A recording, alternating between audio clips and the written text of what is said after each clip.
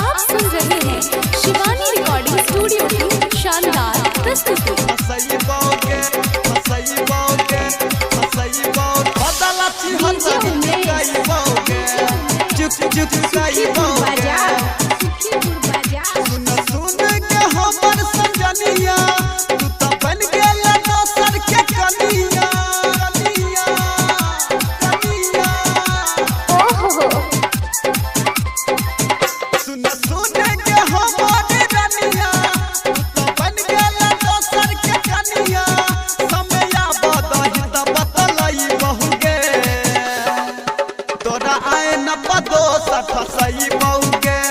बदला चिहत बिचुकई बहुगे तोरा आइन बदो फसई बहुगे बदला चिहत बिचुकई बहुगे।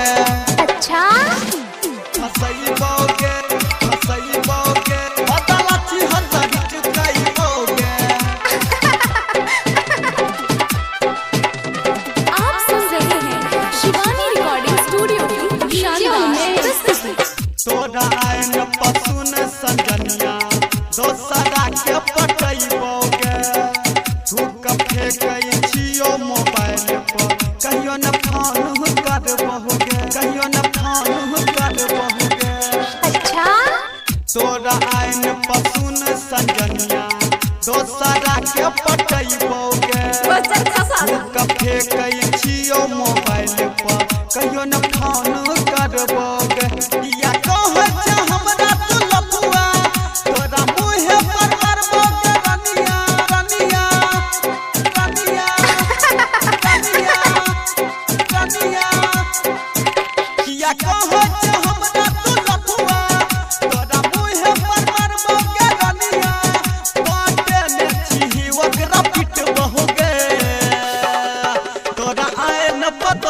फसई बहुगे बदला चिहत बिचुकई बहुगे तोरा आइन बदो फसई बहुगे बदला चिहत बिचुकई बहुगे।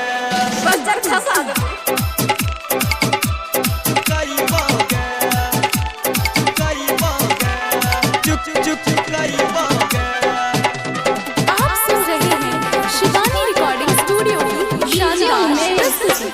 हमरा देख हंसै छै गे छौरी कुर्सी से बतियाबै छै चढ़ल जवानी के पानी छौरी मजा खूब उठाबै छै।